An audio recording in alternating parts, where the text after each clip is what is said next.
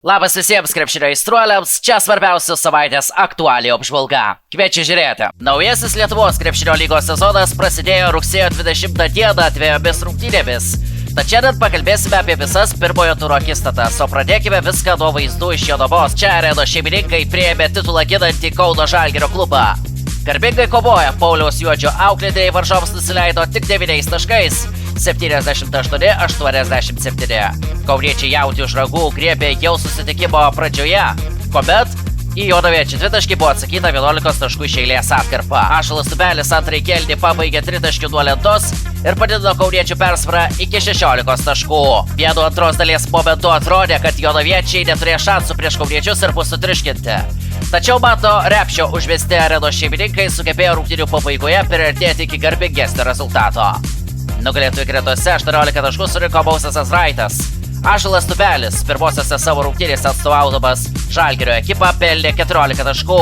Naidžerio Viljamso Kreityje 11. Deivalas Williamsas ir Hilmaras Henningsonas Jonavos komandoje sužaidė rezultatyviausiai ir pelnė 19 taškų. Beje, pirmosiose naujojo sezono LKL rungtynėse Jonavoje nebuvo Žalgirio aistruolių. Ištikimiausi klubo fanai Green White Boys į Ašalo Tubelio perskėlimą iš Vilniaus Ryto į Kauno Žalgirį sureagavo piktai, o prieš pirmąjį šio sezono susitikimą parodė dar griežtesnę poziciją, laikinai stabdydama aktyvų ekipos palaikymą. Jonavoje Green White Boys iškėlė banerį su užrašu "Klubas be vertybių, komanda be palaikymo". Pareiškimas ir gali taip pat išplatino socialinėme tinkle. Jame rašoma, kad su Žalgirio klubu šiuo metu vyksta dialogas. Jei pavyks rasti kompromisus, Green White Boys sugrįš. Žalgirio aistruoliai tikrai nepamiršo poelgio, kurį Ašalas Tubelis buvo padaręs 2019-aisiais, kuomet tuomet atstovaudamas jaunių rinktinei. 17-metis Ašalas demonstratyviai mindė Kauno Žalgirio komandos naudinimą. Vėliau už tai Ašalas Tubelis atsiprašė klubo ir jos sirgalių. Antrosios LKL pirmojo turo rungtynės šeštadienį vyko Panevėžyje, kur aikštės šeimininkai ir bronzos medalių savininkai Lietkabelio krepšininkai neprilygo Klaipėdos Neptūnui 84-96. Šioje dvikovoje Gedimino Petrausko auklėtinių gretose rezultatyviausi buvo lietuviai. Donatas Narolis pelnė 20 taškų, o Arnas Velička pridėjo 19. Zeino Watermano Kreityje 13 taškų.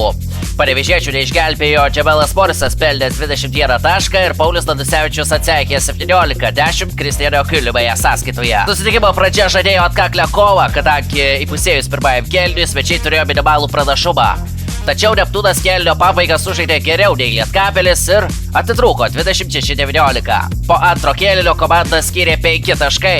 Trečiajame ketvirtyje Lietkabelis buvo praktiškai panaikinęs varžovų turėtą persvarą, tačiau Neptūnas sugebėjo šį spurtą atlaikyti.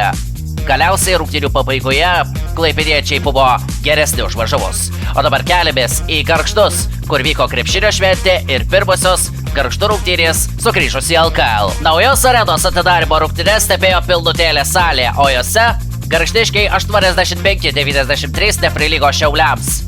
Jiems laimėti nesutrukdė ir tai, kad skambusis naujokas Cameronas Redišas pirmajame mače žaidė blankiai. Visą karjerą NBA lygoje praleidęs legionierius surinko 7 taškus ir rinko tik 3 naudingumo balus. Užtat į priekį Šiaulius vedė Cedrikas Gerlsonas pelnęs 22 taškus. O Jordanas Braunas ir Danielis Paslykas pridėjo po 15. Brauno Kreityje ir 11 atkovotų kamuolių. Atsinaujinusių ir į lygą sugrįžusių Gargždų gretose šioje dvikovoje rezultatyviausiai žaidė Dželonas Pipkinsas surinkęs 23 taškus ir Trejus Pulevas pridėjęs 12. O dabar keliamės į Kėdainius, kur vyko paskutinės pirmo turo rungtynės. Sostinės komanda nepakartojo pernykštės klaidos, kuomet pirmajame ture buvo patirta nesėkmė dvikovoje prieš Klaipėdos Neptūną. Šį kartą su Kėdainių Nevėžių paskolų klubu Rytas susitvarkė užtikrintai ir laimėjo 82-64. Nugalėtojų gretose puikų pasirodymą surengė debiutantas Jerikas Hardingas, kuris nugalėtojams pelnė 24 taškus.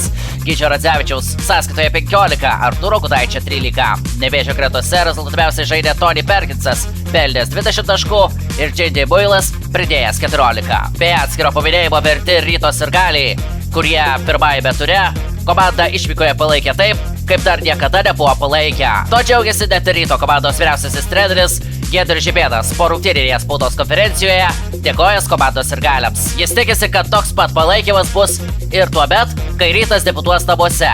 Active Vilnius arenoje bus priimta jau minėta Gargždų komanda. Tiek žinių šiam kartui laidoje Krepšinio savaitė. Aš su jumis atsisveikinu.